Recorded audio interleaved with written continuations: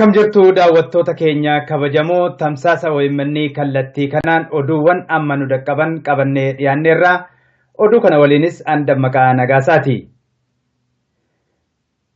Jalqaba oduu mana hidhaa Qilinxoorraa nu dhaqqabeen hooggantoota siyaasaa Obbo Baqqalaa Garbaa fi Obbo Dajanee Xaafaa mana hidhaa dukkanaa keessatti hidhuun hiraarsaa jiraachuun maatiin OMN itti himan.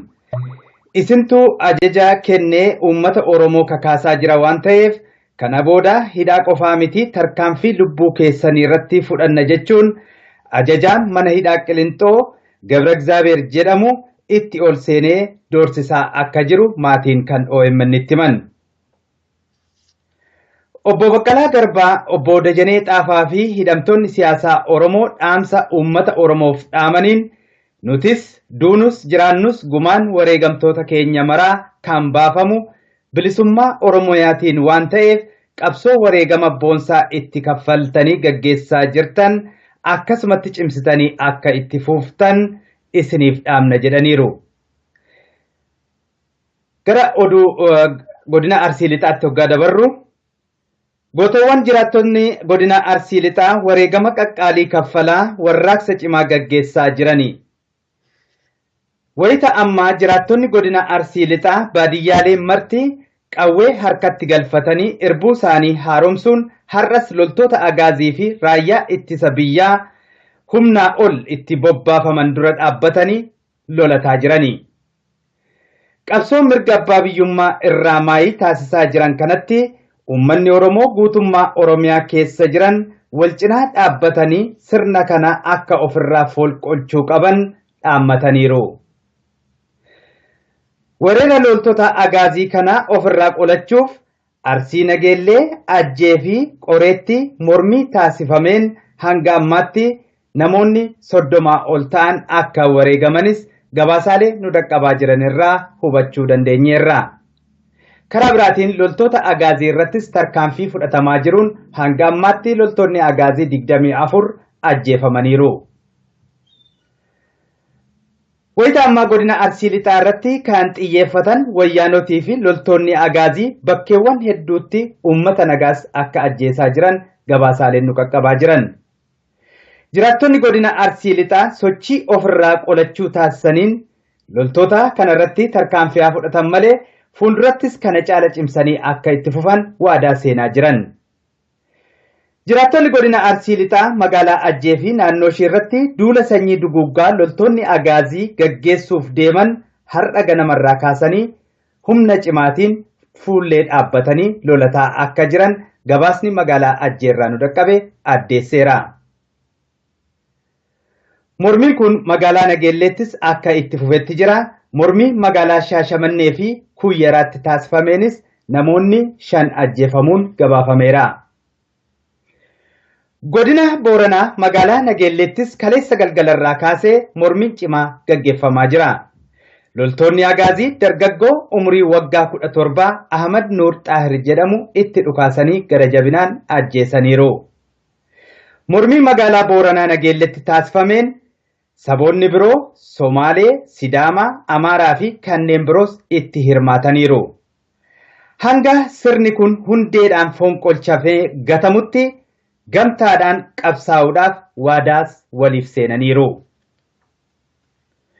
Warraaqsi uummataa kun godina Shawaa Kibba Lixaa bakkeewwan hedduu keessatti cimee gaggeeffamaa jira. Warraaqsa uummataa qeerroon aanaa Sadan Sooddoo Harbuu Cululleetti gaggeessaa jiraniin waajjira mana qopheessaa fi waajjira mana murtii Harbuu Culullee irratti tarkaanfiin fudhatameera barbadaa'eeras. Bulchiinsa aanichaa obbo Galatee fi ergamtichi diinaa Mallisee Gonfaa jedhamu agaazii isaanitti waamaa jiraachuu qeerroon naannichaa waan bira gahaniif gochaa isaanii kanarraa akka of qusatan qeerroon Sadan Sooddoo cimsanii akeekkachiisaniiru. Barattoonni Yuunivarsiitii Jimmaa warraaqsa eegalanis akkuma itti fufetti jira. Barattoonni Oromoo Yuunivarsiitii Jimmaa loltoonni agaazii mooraa seenanii akka miidhaa irraan hin geenye gamtaadhaan ofirraa ittisaa jiran. Barattoonni Yuunivarsiitii Mattuus kaleessa galgalarraa eegalanii mormii cimaa gaggeessaa jirani. Qeerroon Dirree Dawaas mormii isaanii akka itti fufanitti jiru. Barattoonni yuunivarsiitii Wachaamoo Hosaayinaas har'a ganama nyaata lagachuudhaan warraaqsa uummataa kanatti makamaa jirani. Qeerroon godina Jimmaa magaalaa Asandaabottis mormii jabaa gaggeessaa jirani. Otoobisii Salaam yookaan Salaam Buus jedhamu tokko akka inni dirqiidhaan ofirra deebi'u taasisanii jirani. Egaa kabajamtoota daawwattoota keenyaa oduuwwan hanga ammaatti nu dhaqqaban kan hanga ammaa turani. Booda irrattis oduuwwan nu qaqqaban qabannee hanga walitti deebinutti ogeessa teeknikaa fi kaameeraa waahila kiyya Farahan Abdusalaam waliin ta'uun turtii dansaan siniin jedha.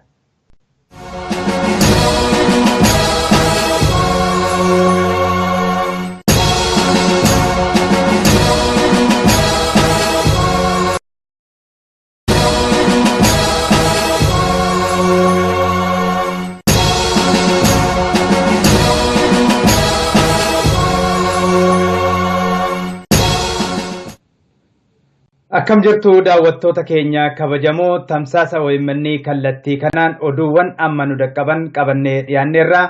Oduu kana waliinis Dammaqaa Nagaasaati. Jalqaba oduu mana hidhaa Qilinxoorraa nu dhaqqabeen hooggantoota siyaasaa Obbo Baqqalaa Garbaa fi Obbo Dajanee Xaafaa mana hidhaa dukkanaa keessatti hidhuun hiraarsaa jiraachuun maatiin OMN itti himan.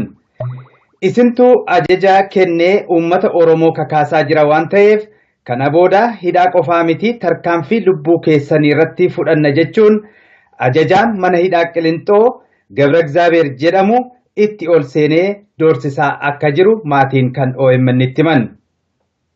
Kana caala cimsanii akka itti fufan waadaa seenaa jiran. Jiraattonni godina Arsii Lixaa magaalaa Ajjee fi naannoo ishee irratti duula sanyii duguuggaa loltoonni agaazii gaggeessuuf deeman har'a ganamarraa kaasanii humna cimaatiin fuullee dhaabbatanii lolataa akka jiran gabaasni magaalaa Ajjeerraa nu dhaqqabe addeesseera. Mormiin kun magaalaa Nageelleettis akka itti fufetti jira. Mormii magaalaa Shaashamannee fi Kuyyaraatti taasifameenis namoonni 5 ajjeefamuun gabaafameera. Godina Booranaa magaalaa Nageelleettis kaleessa galgalarraa kaasee mormiin cimaa gaggeeffamaa jira. Loltoonni agaazii dargaggoo umurii waggaa 17 Ahmad Nuur Xaahir jedhamu itti dhukaasanii gara jabinaan ajjeesaniiru. Mormii magaalaa Booranaa Nageelleetti taasifameen saboonni biroo Somaalee, Sidaamaa, Amaaraa fi kanneen biroos itti hirmaataniiru.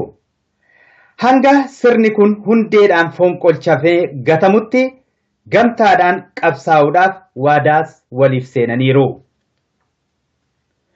Warraaqsi uummataa kun godina Shawaa Kibba Lixaa bakkeewwan hedduu keessatti cimee gaggeeffamaa jira.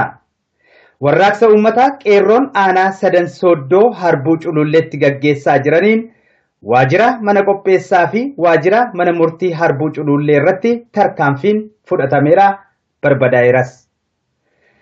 Bulchiinsa aanichaa obbo Galatee fi ergamtichi diinaa Mallisee Gonfaa jedhamu agaazii isaanitti waamaa jiraachuu qeerroon naannichaa waan bira gahaniif gochaa isaanii kanarraa akka of qusatan qeerroon Sadan Sooddoo cimsanii akeekkachiisaniiru. Barattoonni yuunivarsiitii Jimmaa warraaqsa eegalanis akkuma itti fufetti jira. Barattoonni Oromoo yuunivarsiitii jiran kanatti uummanni Oromoo guutummaa Oromiyaa keessa jiran wal cinaa dhaabbatanii sirna kana akka ofirraa fonqolchuu qaban dhaammataniiru. Weerara loltoota agaazii kana ofirraa qolachuuf Arsii Nageellee, Ajjee fi Qoreetti mormii taasifameen hanga ammaatti namoonni 30 ol ta'an akka wareegamanis gabaasaalee nu dhaqqabaa jiran irraa hubachuu dandeenyeerra. Karaa biraatiin loltoota agaazii irrattis tarkaanfii fudhatamaa jiruun hanga ammaatti loltoonni agaazii 24 ajjeefamaniiru. Wayita ammaa godina Arsii Lixaa irratti kan xiyyeeffatan wayyaanotii fi loltoonni agaazii bakkeewwan hedduutti uummata nagaas akka ajjeesaa jiran gabaasaaleen nu qaqqabaa jiran. Jiraattonni godina Arsii Lixaa sochii ofirraa qolachuu taasisaniin loltoota kanarratti tarkaanfii fudhatan malee fuulduratti Obbo Baqqalaa Garbaa, Obbo Dajanee Xaafaa fi hidhamtoonni siyaasaa Oromoo dhaamsa uummata Oromoof dhaamaniin Nutis duunus jiraannus gumaan wareegamtoota keenya maraa kan baafamu bilisummaa Oromiyaatiin waan ta'eef qabsoo wareegama boonsaa itti kaffaltanii gaggeessaa jirtan akkasumatti cimsitanii akka itti fuftan isiniif dhaamna jedhaniiru. Gara oduu godina Arsii Lixaatti hoggaa dabarru gootawwan jiraattonni godina Arsii Lixaa wareegama qaqqaalii kaffalaa warraaqsa cimaa gaggeessaa jirani. Wayita ammaa jiraattonni godina Arsii Lixaa baadiyyaalee marti qawwee harkatti galfatanii irbuu isaanii haaromsuun har'as loltoota agaazii fi raayyaa ittisa biyyaa humnaa ol itti bobbaafaman dura dhaabbatanii lolataa jirani. Qabsoon mirga abbaa biyyummaa irraa maayii